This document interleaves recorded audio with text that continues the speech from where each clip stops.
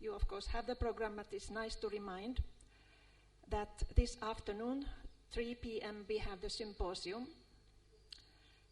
Beyond Illusion. We have 3 speakers there.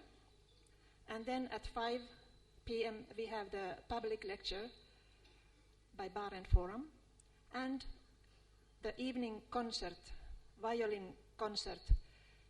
They are by Mr. Ganesh and Kumaresh. They are very famous and talented violinists, Indian violinists, I have been told. So please come and enjoy that also. And the mobile phone, switch it, mute it, please. Welcome.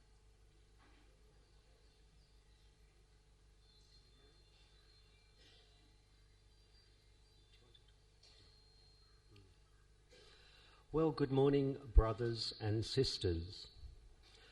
Welcome to this session of short lectures this morning.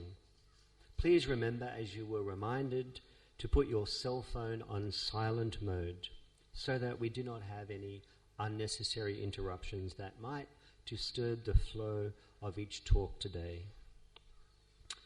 We will hear firstly Miss Carolyn Dorrance from the ULT in California, USA, followed by Dr. Esteban Langlois from the Theosophical Society in Argentina. But firstly, Carolyn has a very interesting and long theosophical history. She is a resident of Santa Barbara, California. She is an associate of the United Lodge of Theosophists. She gives talks and leads study groups. She writes essays and helps edit Vidya magazine. She has helped to organize the ITC conference held in Santa Barbara last August 2016, with its theme of theosophy and social responsibility. She's a founding member of the Institute of World Culture and currently serving as president and program coordinator. She has given seminars and chaired study circles on a variety of topics. She has taught college classes in history, philosophy, and politics for over 40 years. So, Carolyn, we are very happy to have you with us, and we welcome you to the stage. She will now talk on transformation in a transitional age. Please welcome Carolyn.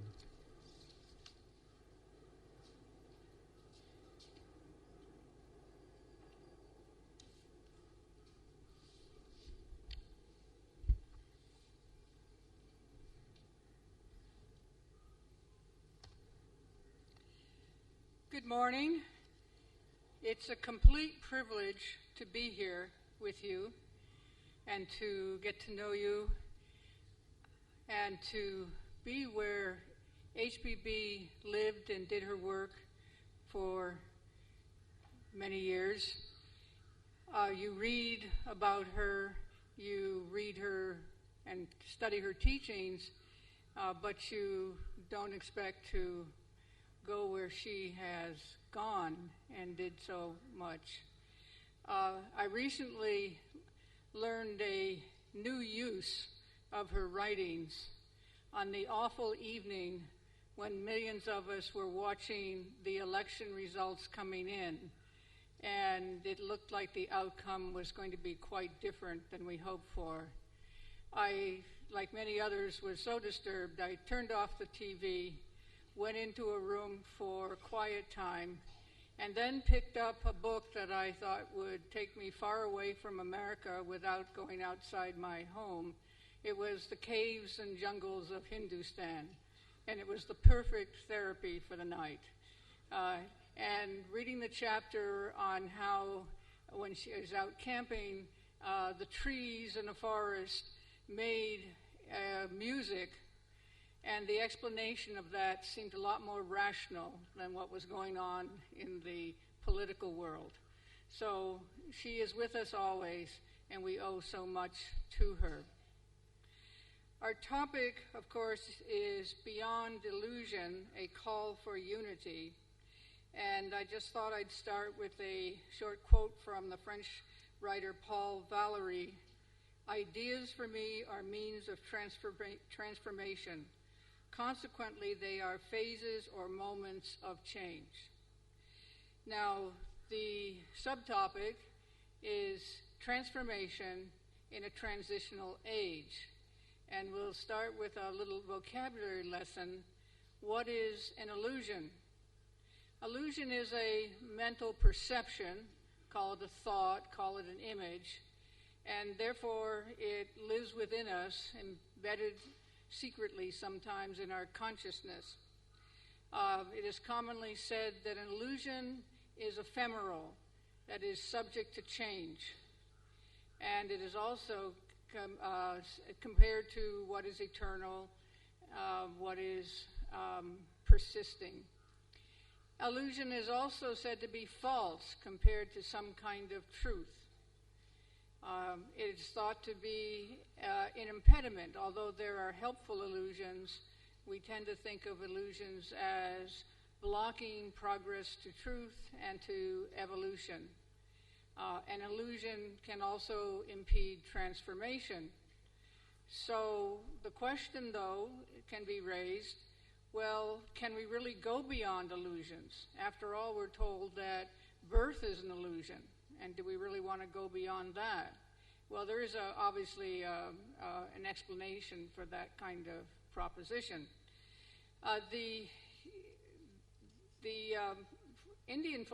Some Indian philosophers say that since everything that exists is subject to change, well, then everything is an illusion and we can't go beyond it. So obviously, to have a meaningful dialogue, we have to think of illusions as relative and truth as relative. So we'll work within that framework. Now, the question, if we're going to go beyond illusion, how are we going to do it? And why are we going to do it? The illusion, for instance, of reincarnation, from many people's perspective, is a truth to others. And what blocks people from accepting the teaching of reincarnation and calling it false and a fantasy and things like that, whereas for others, it becomes a very real truth and a real experience. We need to, if we're going to go beyond illusion, we need to find a way. And that way requires change. And it requires intentionality, that we want to go beyond illusion. Now, that means that we have to look within ourselves. And looking within ourselves, we have to try to discover and explain different illusions we might find. The personality is really a basket full of illusions. And so one of the first tasks is to go within and look at ourselves, to examine our own particularly lower nature, our habits, our vestures, our assumptions, and try to figure out what are worthy of some sort of truth and what are not. And there are all kinds of suggestions about how we can bring change and how we can overcome illusions and the confusions that arise in the lower nature. There are hundreds of self-help books. How to find the real me, how to become one with my cat. It goes on. There are so many different contributions to the topic of discovering who you really are, or changing who you really are. And some of them are helpful, some of them are not so helpful, some of them are actually kind of dangerous if they're trying to lead you through psychic powers that you're not ready to encounter. But the theosophical view is that change is possible because we have the higher triad to help us. We have the resources of the higher principles of Manas, Buddhi, and the Atma, the divine light. And so that is what is so distinctive about theosophy in relation to this topic. we have a strong weapon, if you will. And that allows us to actually engage in transformation, changing the form. And transformation may mean moving along, or it may be rising above. Now, yesterday we had 2 absolutely fine and full talks on the path, and the path of rising to a higher level of consciousness, the path of bringing light into what HBB referred to as the spiritual mind. So we won't dwell on that. It was all said so beautifully and fully about how we can transform ourselves into a center of spiritual light and wisdom that can be helpful in our service to others.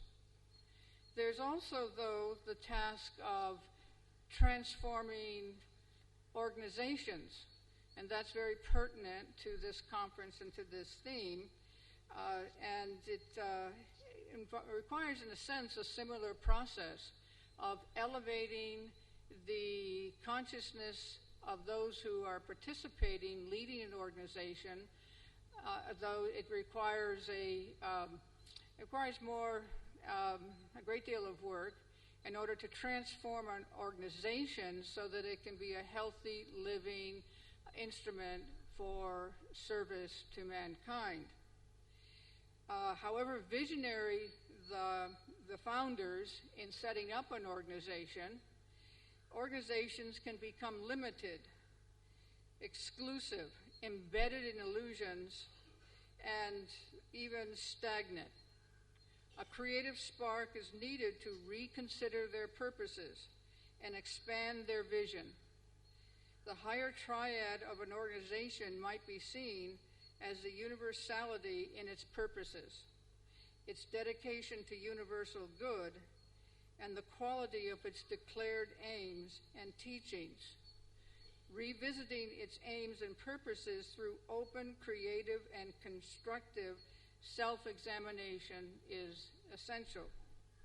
The process will benefit from the transformation of the individuals working within the organization's activity and actually teach them more about the influence of illusion upon their own thinking and the illusions embedded in the organization. The greatest and most destructive illusion is that of the sin of separatism. Presumptions of superiority thrive within that illusion. A focus on unity is the best corrective to sectarian organizational separatism. But how else can you develop a healthy organization? Unity can be developed within and beyond the organizational boundaries, and that beyond is important. Diversity must be recognized, and inclusion serve as a guiding principle within the activities of the organization. Acceptance of ceaseless change in the definition of organizational goals and policies should be a possibility without destroying a firm clarity and loyalty to essential principles. Sorting out the difference between the foundational aims from the relative operations is a way of stripping an organization of illusions. Discovering what is shared with other organizations keeps open a learning process that serves transformation when apparent differences are seen to be shadows. The result of such exchange is more dynamic activity within and between organizations. This in turn stirs enthusiasm among members who see that their work is part of a more universal effort to do good. In our case, the dissemination of theosophical teaching and encouragement of spiritual discovery. Wise leadership by those who are committed, again, to the spiritual transformation of both themselves and the organization they work within is, again, essential. So transformation is a challenge, particularly when you are committed to the study and use of theosophical teachings that are not well known, that challenge people and actually awaken opposition in some quarters. What makes the task of transformation, whether of individuals or organizations, more difficult is that we are in a transitional age. Now, what is a transitional age? It is one where things move from one state of relative stability to another, creating or building a bridge from past to future. There is also the type of transition to a higher state of consciousness. Perhaps we can do more than simply look at the news and see all the seemingly chaos that's going on and the suffering, to William Quan Judd's statement in letters that have helped me. And bear with me, I thought it important to read this paragraph. So the masters have said, this is a transition age, and he who has ears to hear will hear what has been said. We are working now for the new cycles and centuries. What we do now in this transition age will be like what the great Dihon Chohans did in the transition point, the midway point in evolution, at the time when all matter and all types were in a transition and fluid state. They then gave the new impulse for the new types, which resulted later in all the vast varieties of nature. In mental development, we are now at the same point.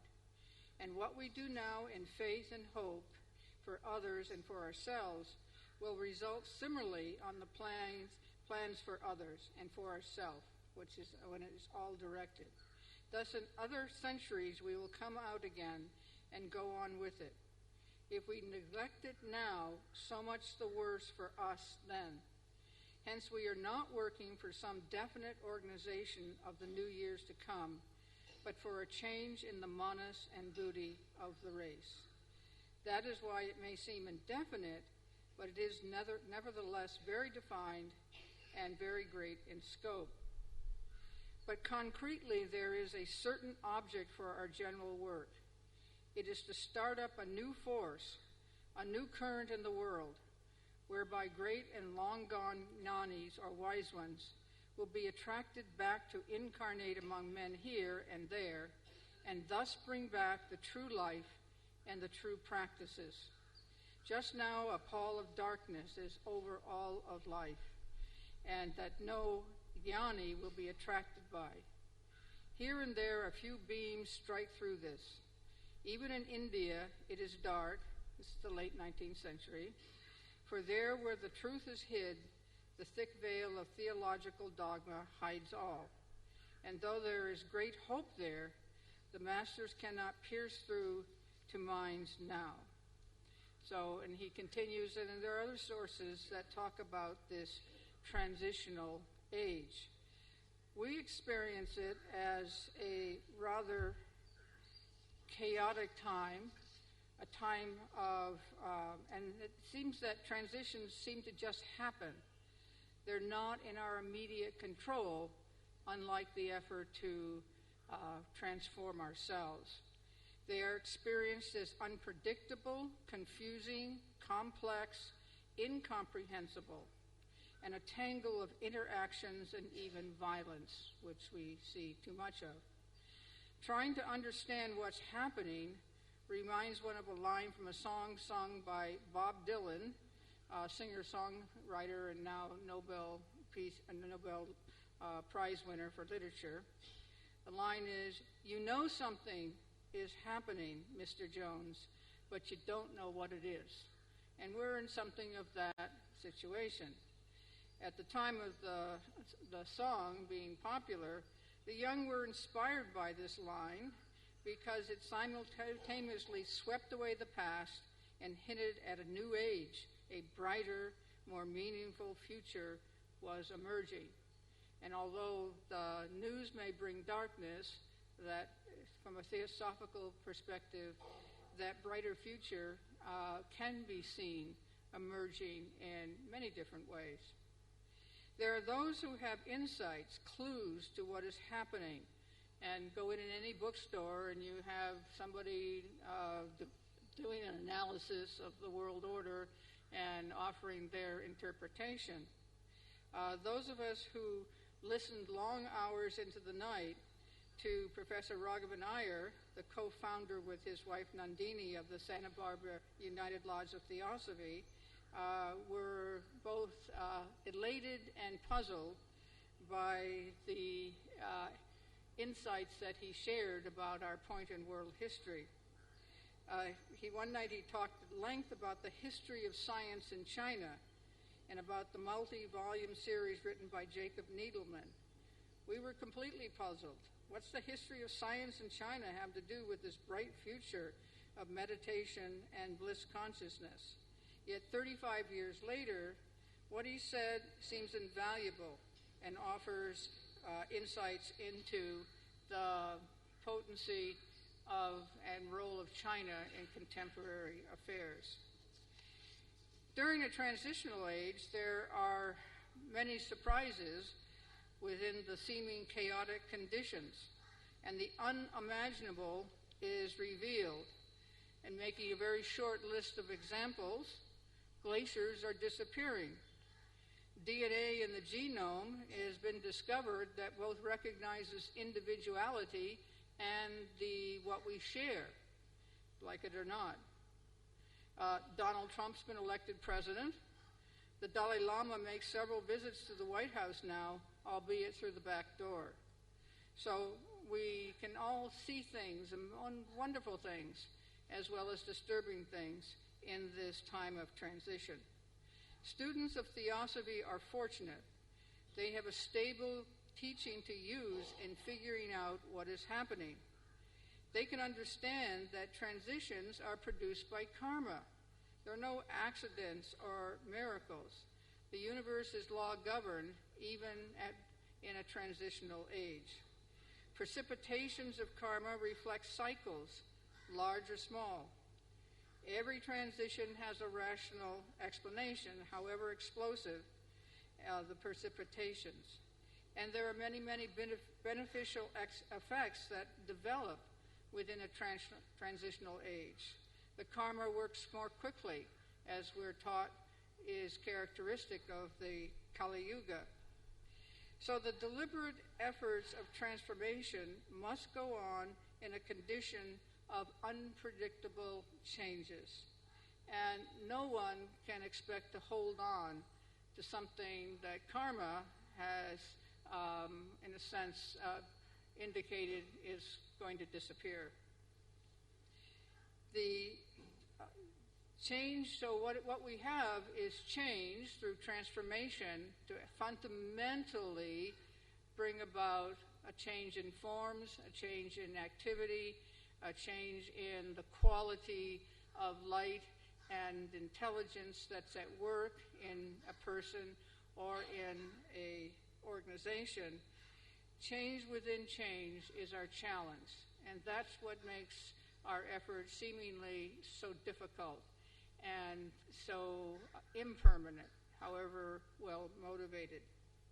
It is necessary that leaders of groups stretch their minds beyond the borders of their knowledge and be open to new ways of relevant action. Imagination is the key, and compassion must be the motivation. By responding to the psychological turmoil of uncertain identity, we are facing one of the most difficult experiences that many people are undergoing. A certain loss of their old identity, maybe attached too much within a condition or a context or a class structure, and having to, in a sense like being in a whirlpool, have to find out who they really are. The truth about the human soul must be told. That is one of our primary duties in the spreading of the theosophical teaching. It's too much of a mystery what is essential to understanding yourself and others.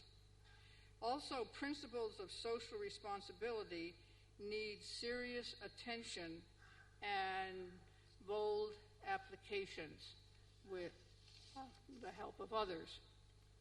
Unity within a group will only flourish if the unity of humanity, universal brotherhood in essence, permeates and nourishes the activities of a group.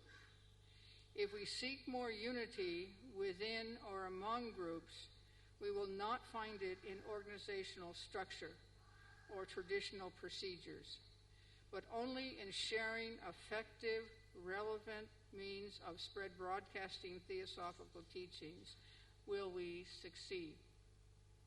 They provide our core foundation, which we can build upon and use in a variety of ways. Thus, we can respond to new problems and opportunities in this transitional age beyond illusions, at least those illusions that are obviously an impediment to our transformation. Unity has to reach beyond a defined circle of formal organization.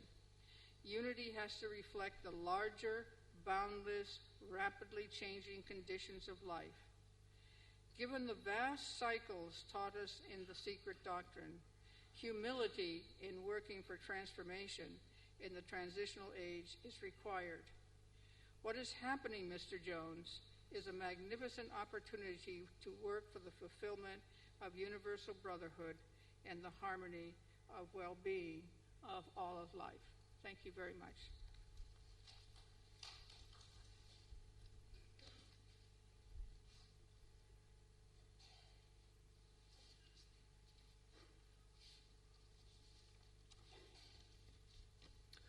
Well, thank you, Carolyn, for your very uplifting, I think, and inspiring talk with its focus on transition, transformation, and most importantly, unity. May we well move towards those things. So thank you very much. Shortly we will hear Dr. Esteban speak on the topic of the fundamental identity of all souls with the universal oversoul. But Dr. Esteban also has a long and interesting and varied theosophical history. He is a TS member of the Argentinian section and has been so since May 1983. He is a physician, a medical doctor who graduated in 1991 and specialized in internal medicine. He is now the medical director of the Hospital Italiano di San Giusto in Argentina. He has been General Secretary of the Argentinian section since the 17th of December 2016.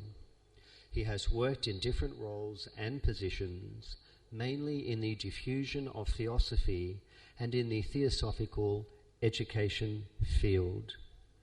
He will speak on the topic of the fundamental identity of all souls with the universal oversoul. So please welcome Dr. Esteban.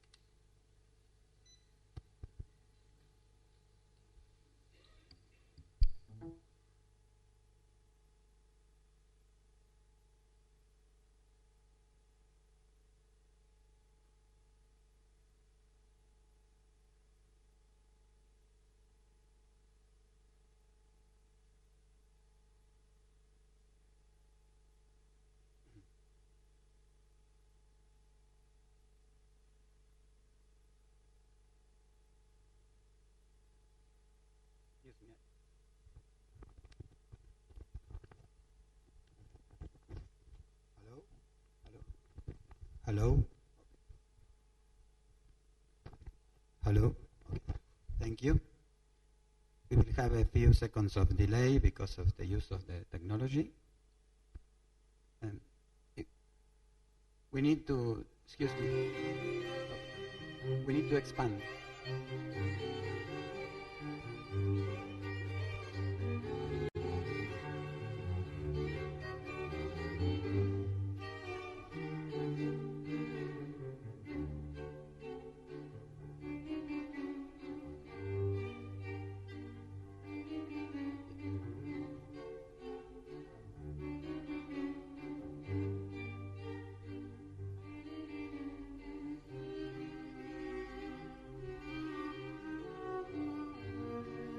You know, Latin American people have many things in common, but we have also many differences. From my point of view, for example, Brazilian people, Colombian people, and those who come from Central American countries are full of joy. But Argentinian, as a difference, we are sad people, and so is our tango music.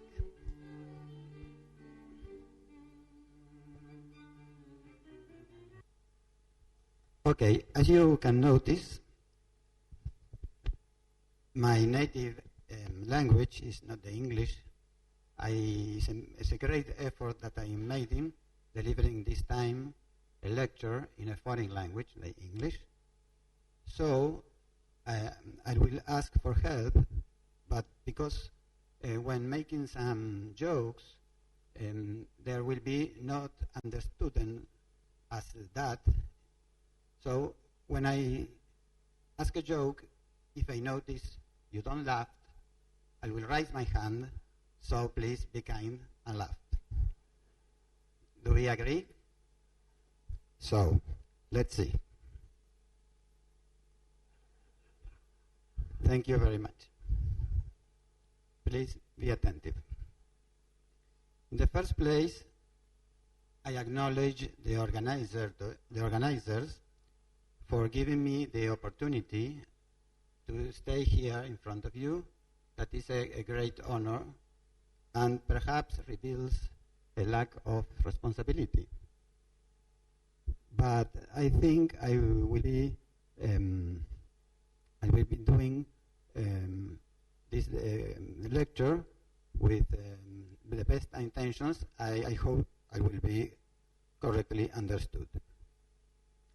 When Maria contacted me 2 or 3 months ago and asked me to deliver this speech here, I feel that I was not fit to do this. I was tempted to reject this invitation. But a few moments after, a teaching of our international president in Boyd came to my mind, and he said me once that usually people think they know much more than they really know. So I said, I can prepare something because people probably think they know a lot about unity, but they will not. So here I am, who knows the topic, and there are you who don't.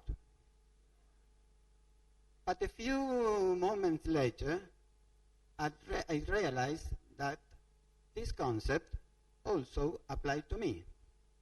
So here we are, you who don't know, and me who don't know either. So we are equals. Okay. I think the topic of the third fundamental proposition of the fundamental identity of all souls with the universal oversoul may look as very metaphysic and not related with the everyday life. But from my point of view, it's very related, it's very important, because our deep beliefs and convictions rules our actions. And normally, those beliefs and convictions are not obvious. They lie deep in our mind, and many times we are not aware of them.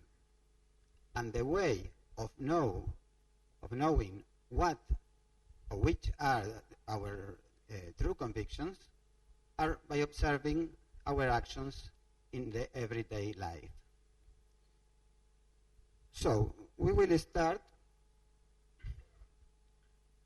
by reading the third fundamental proposition that HPP wrote in her known book, The Secret Doctrine. He wrote, excuse me, the fundamental identity of all souls with the universal oversoul, the latter being itself an aspect of the known root, and the obligatory pilgrimage for every soul, a spark of the former, through the cycle of incarnation or necessity, in accordance with the cyclic and karmic law during the whole term. We can see here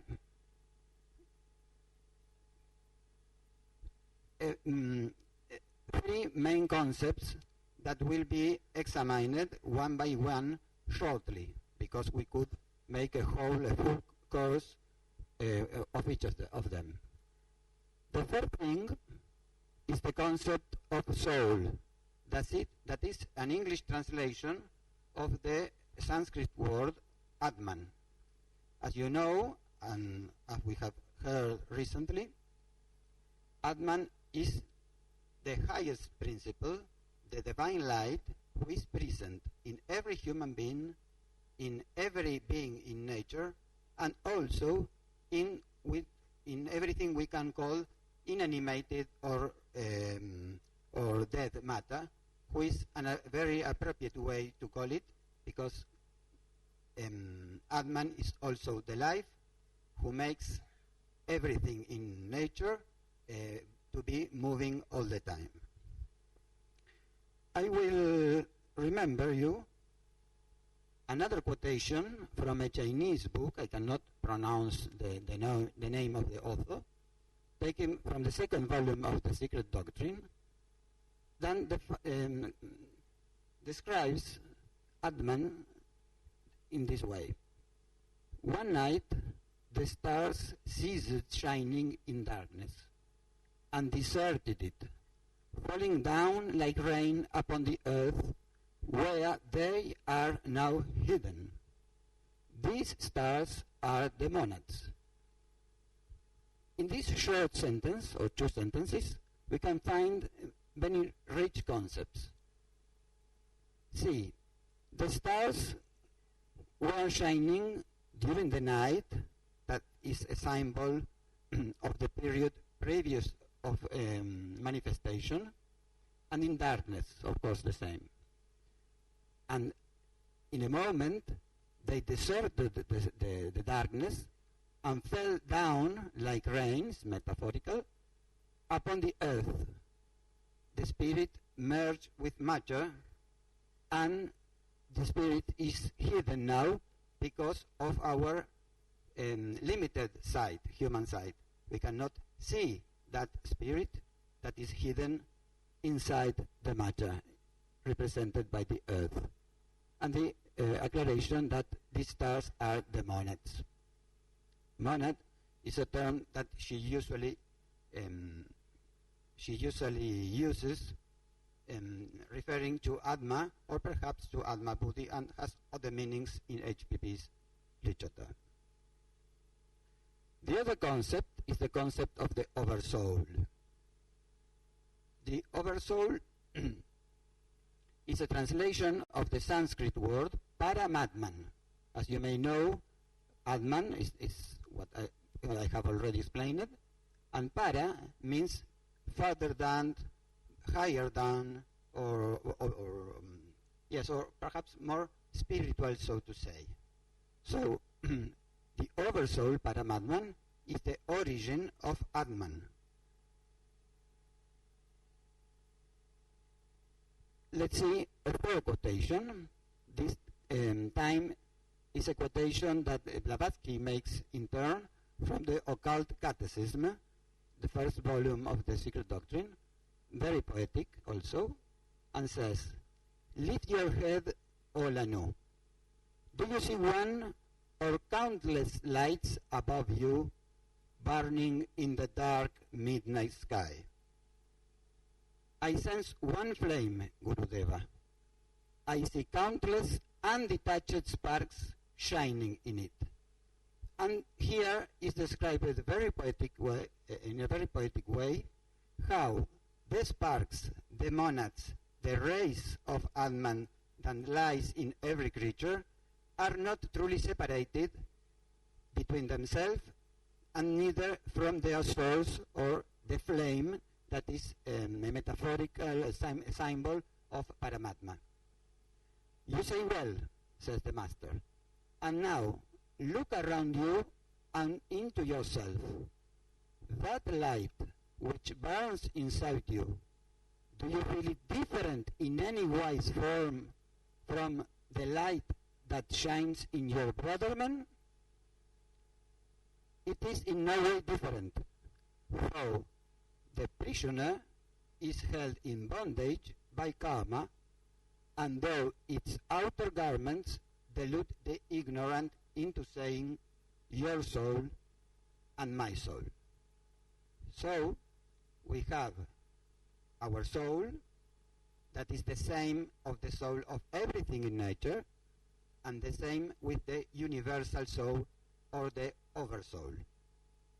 But this merge, this way of the soul of being hidden to our sight and be merged with the word of matter is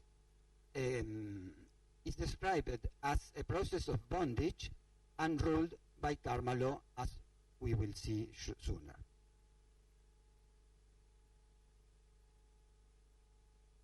And the third concept that is included in the enunciation of the third fundamental proposition is the concept of the soul or Atman as a pilgrim that in many Sanskrit scriptures has the name of Jivatman. Let's expand this concept a little bit. There is what is called the cycle of necessity. That is a way to explain the whole process of manifestation and how the ones becomes the many and how the many returns to be ones again. So we can imagine there is an original flame to which produces a different kind of sparks, a large number of sparks, and those sparks go merge with matter, descend, so to say, in the world of matter from the more spiritual planes to the more denser ones, and then the flame returns to the flame. So once finished the cycle of life, the monad returns to its flame.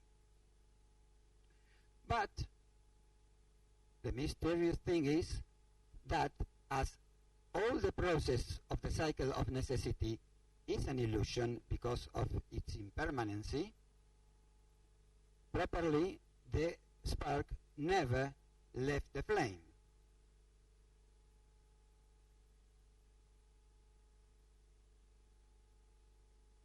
Excuse me. Let's see another quotation to describe this process, this time from the Buddhist philosopher Arya Sangha, quoted in turn by H.P.B. That which is neither spirit nor matter, neither light nor darkness, but is verily the container and root of this, that you are. The root projects at every dawn its shadow on itself, because there is nothing else than the root. Everything else is illusion. And that shadow you call light and life, or watered form. This light streams downward through the stair of the seven worlds, the stair of which each step becomes denser and darker. It is of this 7 times 7 scale that you are the faithful climber and mirror, O little man. You are this, but you don't know this. This is another way, very, very poetic, from this famous Buddhist philosopher, to describe describe how the spirit becomes involved with matter in the first, in a process who Blavatsky describes as naturally and without making a special effort, but to climb the steps toward the unity again, from the point at what we are now to the return to the unity, it requires a conscient, self-devised and self-induced effort. That are Blavatsky's words. So, just to hear, we are comfortable, but from here to now, to the future, we have to work hard on ourselves. So, you can recognize this sentence in Sanskrit, Tat Tvam Asi, in English translated as that are you, because that is a call to recognize that you are that. That is the one thing, the flame, the Paramatman, or the original unit.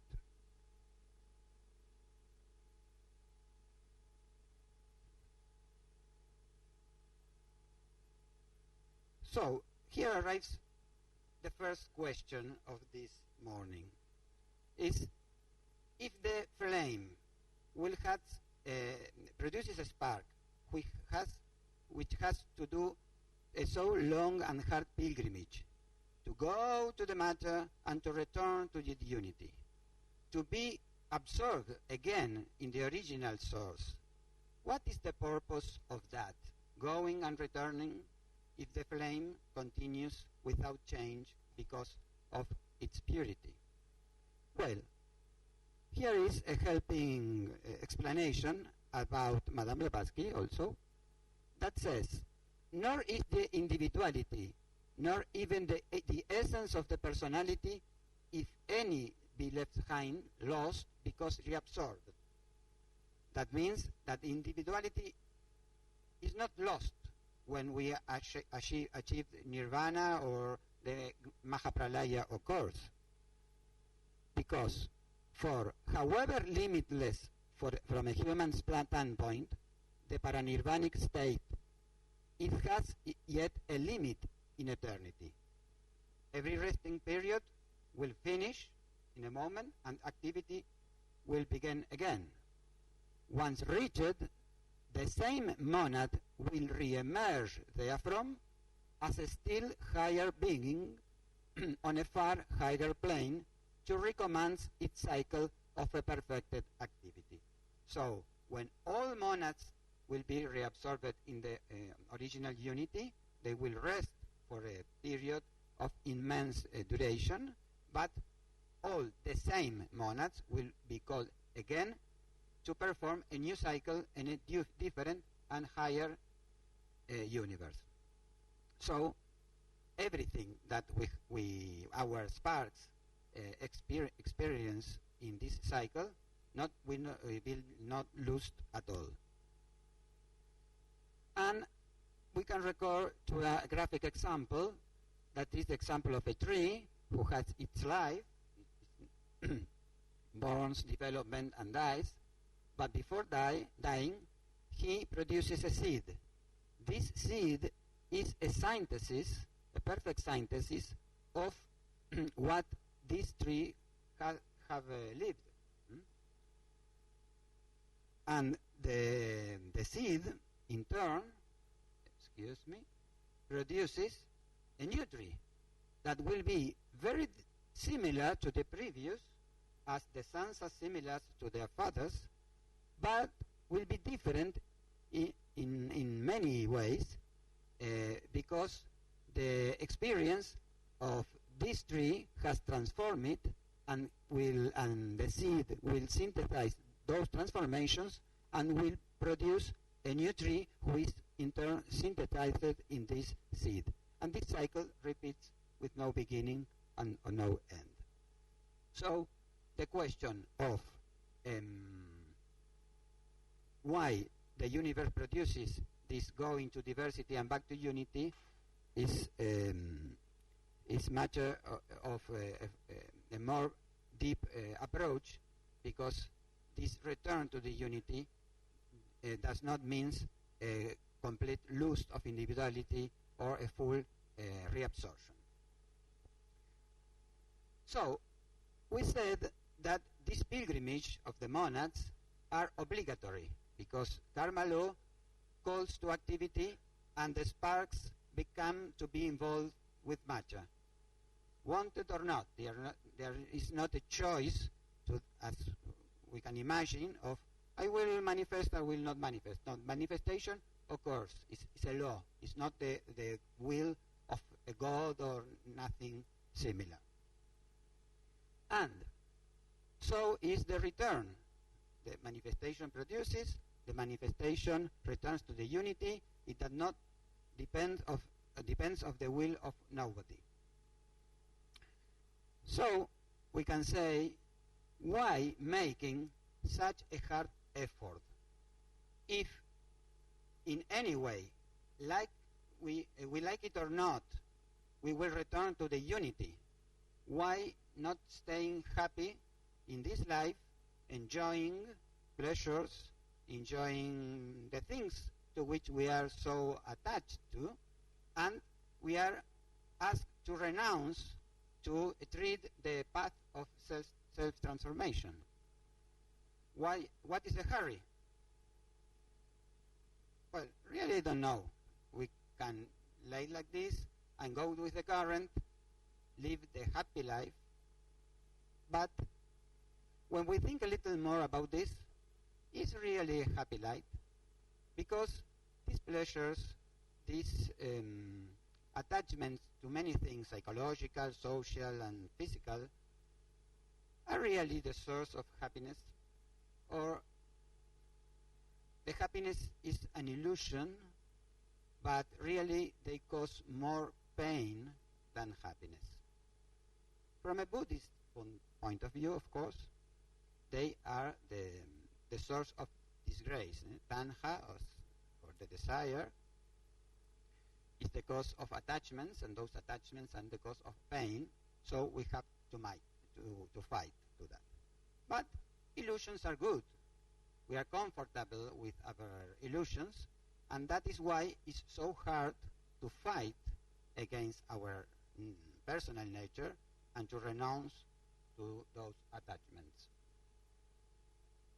So the question, from my point of view, remains. Well, I will end this speech with two, examples, graphics. One is this one. You can imagine the path of self-realization with as a line we have to follow, like a road. But you can imagine also the path as the passing of different doors from a room to another room. That is another way to describe it. Steps, doors, portals, everything. So we can look the path as this, as a house. You enter a room, you acquire some kind of knowledge, then you pass to the other room, and so on. But the kind of knowledge that leads us to the self-realization is not any knowledge, but is a transforming one. So when we enter a room, we acquire that knowledge, and we are not the same anymore. So we can say that the door shuts behind us, and the only way is to move forward.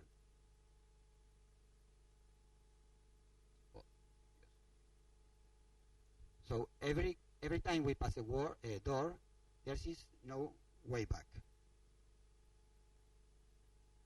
The other example has been taken from the Bhagavad-Gita. As you may know, the Bhagavad-Gita is a dialogue between Arjuna, a hero, with Krishna, some moments before a battle. That battle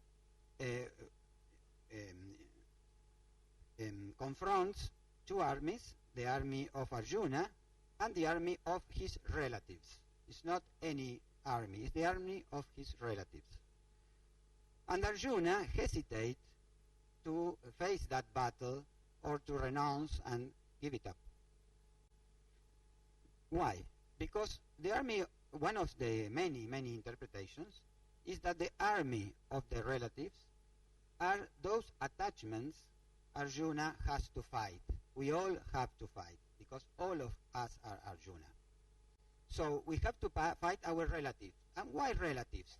Because they have been with us many incarnations, and they are being the tools, the vehicles or the helpers, because of which we could arrive to this point in the human evolution. But renounce to them, fight to them, is very painful. So he do not find the force, the courage to battle them. And where he finds the inner courage and the wisdom? In the inner self represented by Krishna. That is our higher self. We can put a name, the monad, Atman, the higher ego, whatever.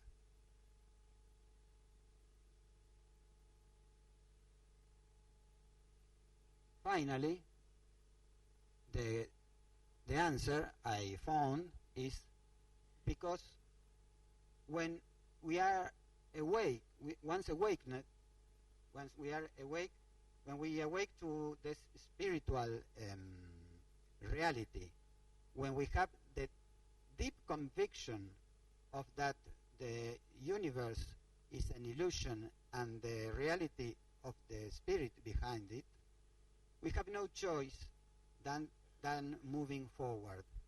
Because many times in our lives we hesitate and give our back to these teachings.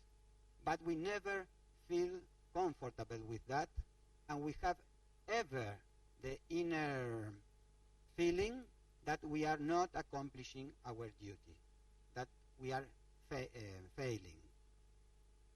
So I think all of us have crossed a door who has been shut behind us, so you have no other choice than moving forward in our spiritual realization.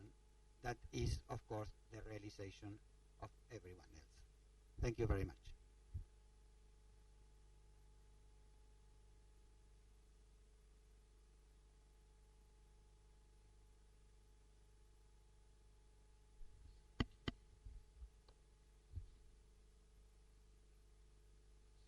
Well, thank you. Can you hear me? Thank you, Dr. Esteban, for your very informative and insightful talk on the important topic of the fundamental identity of all souls with the universal oversoul. Of course, we know that, but it helps to be reminded of that so that hopefully may well move beyond illusion over time. That is indeed our goal. So thank you very much for that. And thanks to both of you for your wonderful talks, which I think will all help us move towards transformation. We'll no doubt all take away little bits and pieces that we can go away and think about over time, and hopefully they will sink deeper and deeper into our being. Before we close today, Sri Priya will make a short announcement, so just bear with her.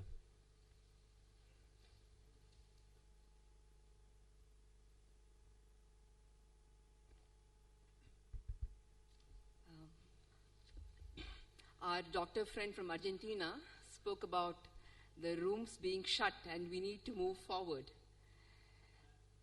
In the physical plane, as long as you attend this convention on Beyond Illusion, a call to unity, you need to go back to your rooms, open the door, stay there, and come back for the sessions.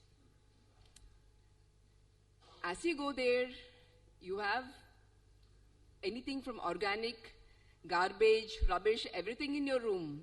That's not an illusion, that's a reality. So I request every member to cooperate with the administration to leave the garbage in the dustbins kept outside. After you all leave, there is enormous amount of work for the workers to do. We have to get back to the rooms, open the door, clean the room, and that is not an illusion. It is also wonderful if we could transport ourselves from this convention hall to our respective rooms. If only wishes were horses. But yes, this time we made an arrangement for every one of you to be transported from here to your respective accommodation, be at the LBC or the Blavatsky Bungalow or Vani Vihar. Illusions are not only in the mental plane, they are there in the physical plane as well. So I would request each one of you to utilize this van arrangement so that you get dropped to your respective places. Thank you. Brothers and sisters, thank you for your attendance. This session is now over.